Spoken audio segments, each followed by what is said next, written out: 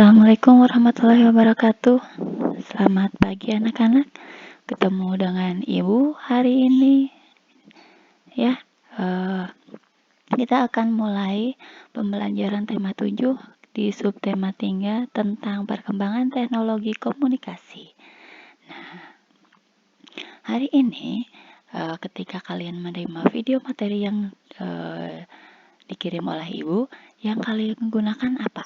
Coba yang ini atau alat yang ini. Nah, ya, benda yang kalian sebutkan tadi adalah contoh alat komunikasi modern yang sekarang kita pakai. Nah, anak-anak, perkembangan alat komunikasi sekarang sudah sangat maju ya. Sejak zaman dulu orang-orang itu sudah melakukan komunikasi, tetapi belum seperti sekarang ya. Ada beberapa cara dalam melakukan komunikasi. Yang pertama, komunikasi secara lisan. Yang kedua adalah komunikasi secara tertulis. Yang ketiga, kita bisa menggunakan komunikasi dengan isyarat. Kalau zaman dahulu itu sulit berkomunikasi secara lisan untuk jarak yang jauh. Sedangkan sekarang kita sudah banyak sekali mengalami kemajuan dalam komunikasi jarak jauh seperti yang sekarang kita gunakan ya anak-anak ya. Alat komunikasi bisa dibedakan menjadi alat komunikasi tradisional dan alat komunikasi modern. Contoh alat komunikasi apa saja akan kita pelajari? Alat komunikasi tradisional dan alat komunikasi modern.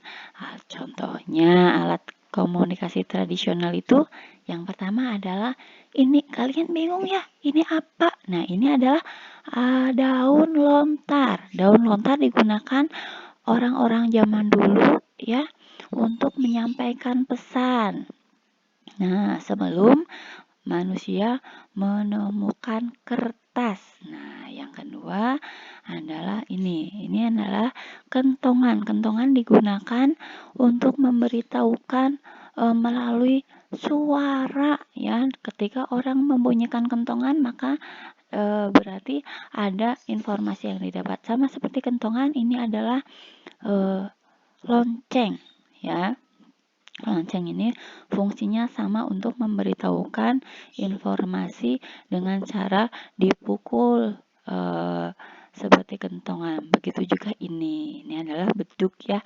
Beduk biasanya terdapat di mana? Di masjid ya, sama untuk memberikan informasi biasanya tentang masuknya waktu sholat. Nah, anak-anak, sekarang kita lanjutkan tentang alat komunikasi modern. Alat komunikasi modern contohnya adalah, nah ini sudah kalian lihat ya, kalian juga sudah menggunakan. Ada handphone, ada surat, kemudian ada lagi telepon. Biasanya di rumah atau di kantor ada telepon seperti ini.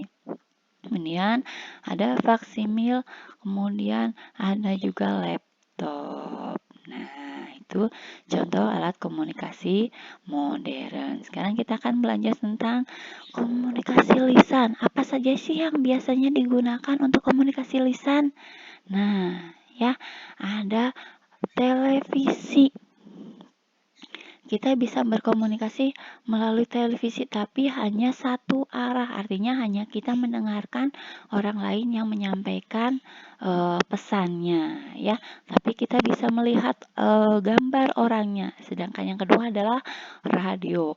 Radio digunakan untuk menyampaikan pesan secara lisan, tapi kita tidak bisa melihat orangnya. Kita hanya menerima informasi saja. Yang ketiga adalah telepon. Kita bisa menerima, kita juga bisa mengirimkan informasi ke orang. Yang selanjutnya adalah laptop. Laptopnya caranya dengan dikoneksikan dengan internet ya anak-anak, biar kita bisa berkomunikasi secara lisan, bisa juga kita melihat orangnya. Ada juga handphone seperti yang kalian gunakan ya. Handphone juga harus memiliki koneksi ke jaringan komunikasi ya, agar bisa berkomunikasi secara lisan. Ya, kita akan belajar tentang alat komunikasi tertulis. Alat komunikasi tertulis antara lain tadi sudah surat. Sekarang suratnya sudah menggunakan kertas ya, kertas juga karena sudah ditemukan kita bisa menulis di kertas. Yang kemudian ada faksimil, ini namanya mesin faksimil ya. Mesin faksimil ini digunakan untuk mengirim surat secara cepat tanpa melewati kantor pos ya. Jadi tidak lewat Pak Pos. Ada juga koran, kita bisa mencari informasi di koran. Begitu juga